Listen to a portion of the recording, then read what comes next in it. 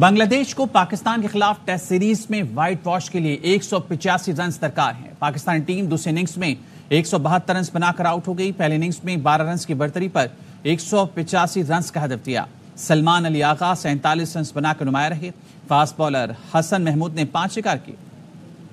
پاکستان بمقابلہ بنگلہ دیش دوسرا test match خراب روشنی کے باعث کھیل روک دیا گیا ہے۔ بنگلہ دیش نے بغیر کسی نقصان کے 42 رنز بنا لیے۔ بنگلہ دیش کو جیت کے لیے مزید 143 رنز درکار ہیں۔ 1.5 دن کا کھیل ابھی باقی ہے۔ پاکستان نے بنگلہ دیش کو 185 رنز کا ٹارگٹ دیا تھا، لیکن خراب روشنی کے باعث اب یہ کھیل روک دیا گیا ہے۔ بنگلہ دیش نے بغیر کسی نقصان کے اب تک 42 رنز بنا لیے ہیں۔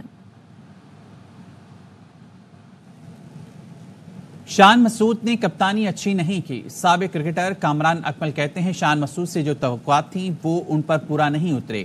ٹیم میں کوئی کسی کو سیٹ ہوتے ہوئے نہیں دیکھ سکتا۔ سابق کرکٹر توصیف احمد کہتے ہیں بنگلہ دیش کے خلاف یہ پرفارمنس ہے تو انگلینڈ کے خلاف سیریز میں کیا کریں گے؟ دوسرا ٹیسٹ میچ ہے، ابھی تک آپ بنگلہ دیش کے کپتان کو کریڈٹ دے سکتے ہیں، اس نے بڑی زبردست کیپٹنسی کی ہے۔ ہماری طرف سے جیسا ہم لوگ ایکسپیکٹ کر رہے تھے شان سے، اس ٹائپ کی اس نے کیپٹنسی کی نہیں ہے۔ 26 پہ 6 آؤٹ ہونے کے بعد پوری فیلڈنگ کھول دی ہے۔ پاکستان ٹیم پریشر بنا کے پریشر ریلیز کر دیتی ہے۔ یہ صرف چاہتے یہ ہیں کہ جو سیٹ ہو جائے کوئی اور سیٹ نہ ہو سکے۔ یہی مسئلہ پاکستان کی کرکٹ کا، کسی کو دیکھ نہیں سکتے جب تک ان کا قبلہ ٹھیک نہیں ہوگا۔ ٹاپ لیول سے لے کے پلیس تک اتنی دیر پاکستان کی کرکٹ ایسے چلتی رہے گی، ایسے سرپرائز ملتے رہیں گے۔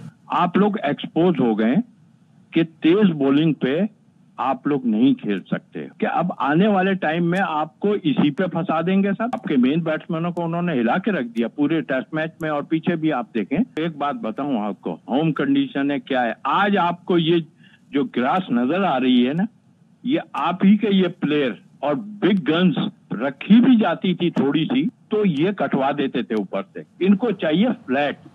حریف ٹیموں نے پاکستانی بیٹنگ کی سب سے مضبوط کڑی بابر اعظم کی کمزوری پکڑ لی۔ بنگلہ دیش کے خلاف سیریز میں بابر اعظم مکمل ناکام رہے۔ 4 اننگز میں صرف 16 کی اوسط سے 64 رنز بنائے۔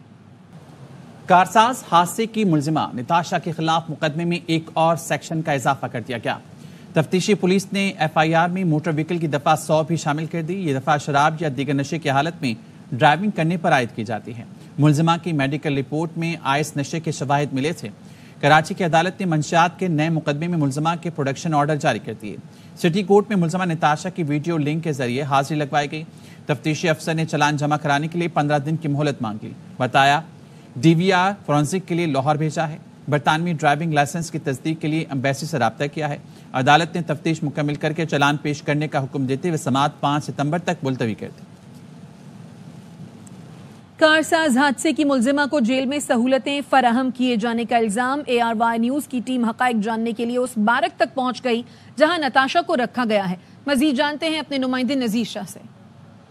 بالکل دیکھیں، میں اس وقت وومین جیل کراچی میں موجود ہوں، جہاں پر کچھ کنٹروورشل خبریں سوشل میڈیا پر وائرل ہوئی تھی کہ کارساز حادثے کی جو ملزمہ نتاشا، اس کو سہولیات دی جا رہی ہیں، وائی فائی اور دیگر ایسی سہولیات دی جا رہی ہیں جو عام خواتین کو نہیں دی جاتی۔ DIG جیل شیبہ شاہ ہمارے ساتھ موجود ہیں، ان سے ہم جانتے ہیں نتاشا کو کیا سہولیات دی گئی ہیں۔ یہی جو آپ دیکھ رہے ہیں بیڈ ہے، ڈی فریزر جس طرح میں نے بتایا ہے، تو 30 خواتین اس ڈی فریزر سے مستفید ہوں گی۔ جو کہا جا رہا ہے کہ اس کو الگ سے کھانا، الگ سے منرل واٹر اور پتہ نہیں کیا کیا سہولیات دی جا رہی ہیں۔ گھر کا کھانا تو یہ کہ الاؤ ہے، چاہے وہ نتاشا ہی کیوں نہ ہو۔ 186 میں سے کوئی 30 خواتین ایسی ہیں جن کے گھر کے کھانے آتے ہیں۔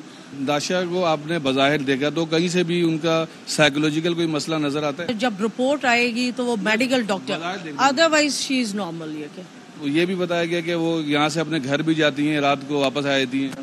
بالکل، دیکھیں میرا جو جیل ہے نا ایک کھلی کتاب ہے۔ ایک خاتون اگر یہ کہ رات میں یہ کہ جاتی ہے تو باقی خواتین تو دیکھیں گی نا۔ صرف میڈیکل کے علاوہ کوئی خاتون ہماری یہ کہ نہیں جاتی ہے۔ جب سے یہ ایڈمیشن ہوئی ہے وہ یہ کہ ہاسپٹل ایک دفعہ گئی نہیں ہے۔ یہ اس بیرک کے خصوصی مناظر ہیں جہاں پر نتاشا کو رکھا گیا ہے۔ جتنی بھی خواتین بیرک میں موجود ہیں اب ان کو ایک جیسا بیڈ دیے گئے ہیں، ایک جیسا کولر اور ڈیپ فریزر کی سہولیات میسر ہے۔ نئے توشہ خانہ ریفرنس میں بانی PTI اور بشرا بی بی کے جوڈیشل ریمانڈ میں 16 ستمبر تک کی توسیع کر دی۔ اڈیالہ جیل میں احتساب عدالت کے جج ناصر جاوید رانا نے ضمانت بعد از گرفتاری کی درخواستوں پر سماعت کی۔ بانی PTI اور بشرا بی بی کو کمرہ عدالت میں پیش کیا گیا۔ वकील सफाई बैरिस्टर सलमान सफदर ने अदालत को बताया कि तोशा खाना का नया रेफरेंस पहले रेफरेंस जैसा है, एक ही तरह के इल्जाम में दो रेफरेंस नहीं बनाए जा सकते, जिस पर नैब प्रोसिक्यूटर ने कहा कि दस्तावेज से साबित हो सकता है कि नया रेफरेंस पहले से मुशाबिहत रखता है या नहीं। इस मौके पर नैब प्रोसिक्यूटर ने तोशा खाना के पुराने रेफरेंस का जुडिशियल रिकॉर्ड तलब करने की दरख्वास्त दी, जिसे अदालत ने रफरीकैन के दलाल सुनने के बाद मुस्तरद कर दिया, जबकि एहतसाब अदालत जमानत बाद अज गिरफ्तारी की दरख्वास्तों पर समाअत 6 सितंबर को करेगी। पेशावर की इंसदादे दहशत गर्दी की अदालत में 9 मई के मुकदमात में बरियत की दरखास्त पर समाअत हुई। अदालत ने तैमूर सलीम झगड़ा, कामरान बंगश और दीगर की बरियत की दरखास्त खारिज करते हुए इस्तगासा की मजीद गवाहान को तलब कर लिया। समाअत 6 सितंबर तक मुलतवी कर दी। मुकदमे में 29 मुल्ज़मान नामजद हैं। 29 फरवरी को अडियाला जेल में कैदियों की लड़ाई पर महकमा दाखिला पंजाब ने साबिक डिप्टी सुपरिटेंडेंट मोहम्मद अकरम को शिकॉस नोटिस जारी कर दिया। मोहम्मद अकरम से 7 दिन में जवाब तलब किया गया है। नोटिस में कहा गया है कैदी ने ईंट के वार से 7 कैदियों को जख्मी किया और एक कैदी हलाक हुआ। इंक्वायरी में डिप्टी सुपरिटेंडेंट की गफलत और लापरवाही साबित हुई। वो मुलजिम से तलाशी के दौरान प्लास्टिक प्याला और हैंडल निकालने में भी नाकाम रहे। 5 ज़हनी बीमार कैदियों को एक जगह रखकर जेल कवानीन की खिलाफ वर्जी की गई। मोहम्मद अकरम जेल में दयानतदारी से ड्यूटी फराइज अंजाम देने में नाकाम रहे। इंक्वायरी कमेटी ने मोहम्मद अकरम की महकमे से बर्खास्तगी और भारी जुर्माने की सिफारिश की है। वज़ीर कानून आज़म नज़ीर तारिक का कहना है चीफ जस्टिस पाकिस्तान तौसी के ख्वाहिशमंद नहीं। चीफ जस्टिस का इस हवाले से मौक़िफ़ वाज़ेह है। चीफ जस्टिस ने साफ कह दिया था किसी किस्म की तौसी में दिलचस्पी नहीं रखता। साहब से जब मेरी और अटॉर्नी जनरल साहब की मुलाकात हुई थी तो उस वक्त भी ये मीडिया में खबरें चल रही थी और उन्होंने बिल्कुल साफ अल्फाज में कह दिया था कि वो किसी किस्म की तोसी में इंटरेस्टेड नहीं है। वो एक बाइज़्ज़त शख्स है, एक कॉन्स्टिट्यूशनल ऑफिस होल्डर है। दूसरी बात राना साहब ने दुरुस्त की है कि नंबर्स ही नहीं है। 2/3 मेजॉरिटी की बात तो तब ये बातें तब होंगी जब नंबर्स हों। और मैं यही बाकी अपने कुलीग से दोस्तों से भी ये रिक्वेस्ट करूंगा, मीडिया में जो दोस्त मौजूद हैं, कि कोई किसी और टॉपिक पे अब बात किया करें। मेरे ख्याल में अब इस पे बार बार बात करना गैर मुनासिब है। के सियासी मुशीर राना सनाउल्लाह कहते हैं फैज हमीद पर आर्मी चीफ की तैनाती रुकवाने का इल्जाम लगता रहा है। ये इल्जाम है तो फिर फैज हमीद अकेले ये नहीं कर सकता, बानी पीटीआई साथ होगा। हो सकता है 9 मई पर इन दोनों के व्हाट्सएप मैसेजेस हों, ये भी हो सकता है दोनों के दरमियान बात कराने वाले भी बोलें। एस्टैब्लिशमेंट से मुज़ाकरात नहीं, इंगेजमेंट की बात की। रहनुमा पीटीआई अली मोहम्मद खान का कहना है एस्टैब्लिशमेंट से गलत फहमियां दूर होनी चाहिए। एस्टैब्लिशमेंट को भी एहसास होना चाहिए तहरीक इंसाफ फौज के खिलाफ नहीं। एस्टैब्लिशमेंट से मुज़ाकरात की बात नहीं है, उनसे एंगेजमेंट की बात है कि जो गलत फहमियां हैं वो दूर हों। उनको भी ये एहसास हो कि हम पाकिस्तान तहरीक इंसाफ अपनी फौज के खिलाफ नहीं है। नवाज शरीफ साहब ने कहा कि होनी चाहिए। मियां साहब बड़ी देर कर दी मेहरबान आते आते। आप तो कहते थे कि वोट को इज्जत दो, किस चीज को इज्जत दी है आपने? क्या मांगे तांगे की हुकूमत लेके इज्जत मिल गई? 16 महीने शहबाज शरीफ साहब को बैठा के, फिर काकड़ साहब को लाके और फिर दोबारा शहबाज शरीफ साहब को बैठा के क्या पाकिस्तान की मईशत बेहतर हो गई? क्या IMF की गुलामी में जाते जाते आपने पाकिस्तान की मईशत का कबाड़ा नहीं कर दिया? वो ममालिक जो आपको सपोर्ट करते थे अब आपकी तरफ देखने को रवादार नहीं। मुल्क तरक्की तब करेगा जब जमहूरियत में जमहूर का मान आ जाएगा।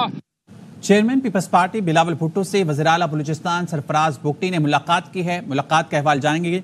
जहांगीर खान हमारे नुमाइंदे हमारे साथ हैं। जहांगीर, बताएगा इस बारे में। जी बिल्कुल, जरदारी हाउस इस्लामाबाद में होने वाली मुलाकात इंतहाई खुशगवार माहौल में हुई, जिसमें चेयरमैन पीपल्स पार्टी बिलावल भुट्टो जरदारी और वज़ीर-ए-आला बलूचिस्तान के दरमियान बलूचिस्तान की जो मजमूई सियासी सूरत हाल है उस पर तबादला ख्याल किया गया। चेयरमैन बिलावल भुट्टो को वज़ीर-ए-आला बलूचिस्तान की जानिब से बलूचिस्तान में दहशतगर्दी की हालिया लहर और उस पर काबू पाने के इकदाम से मुतल्लिक ब्रीफिंग भी दी गई। इसके अलावा सरफराज बुगटी ने बलूचिस्तान में बारिशों के बाद की जो सैलाबी सूरत हाल है और उस पर काबू पाने के हवाले से हुकूमती जो इकदाम हैं उससे चेयरमैन पीपल्स पार्टी को आगाह किया है। जी बहुत शुक्रिया जहांगीर खान आपका। वज़ीर दाखिला सिंध ज़ियाल अंजार सिंध असेंबली में इजहार ख्याल कर रहे हैं।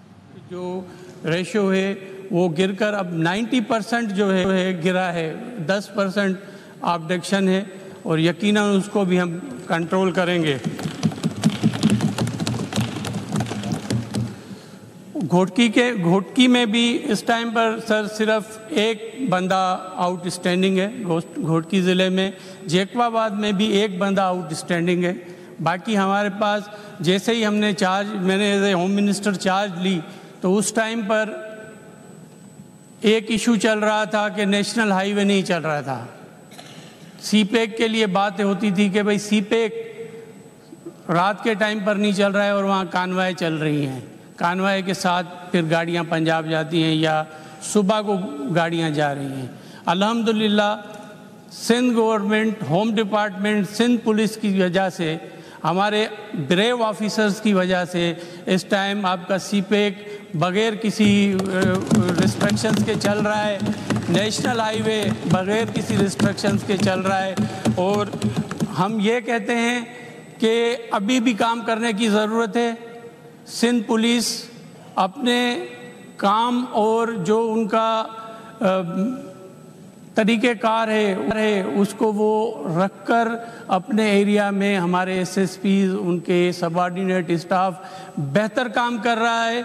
और ये देखें कि एक क्राइम हो गया, उसकी डिटेक्शन है, वो डिटेक्शन हो रही है या नहीं हो रही है, ये एक बहुत बड़ी बात होती है। कि कोई क्राइम हो जाए, दुनिया के हर मुल्क में क्राइम हो जाता है, लेकिन उसकी डिटेक्शन रेशो देखा जाता है और अल्हम्दुलिल्लाह 90% डिटेक्शन रेशो है इस टाइम अपर सिंध में हमारे ऑफिसर्स का और सिंध पुलिस का। उसमें फिर हमें कामयाबियाँ भी हो रही हैं और काफ़ी जो बदनाम ज़माना हेड मनी लगे हुए डाकू जो हैं वो खुद सरेंडर भी कर रहे हैं और इनकाउंटर्स में मारे भी जा रहे हैं। और अल्हम्दुलिल्लाह इंशाअल्लाह आपकी दुआओं से, सिंध की आवाम की दुआओं से इंशाअल्लाह सिंध में अमन व अमान है और आएगा इंशाअल्लाह और बेहतरी होगी।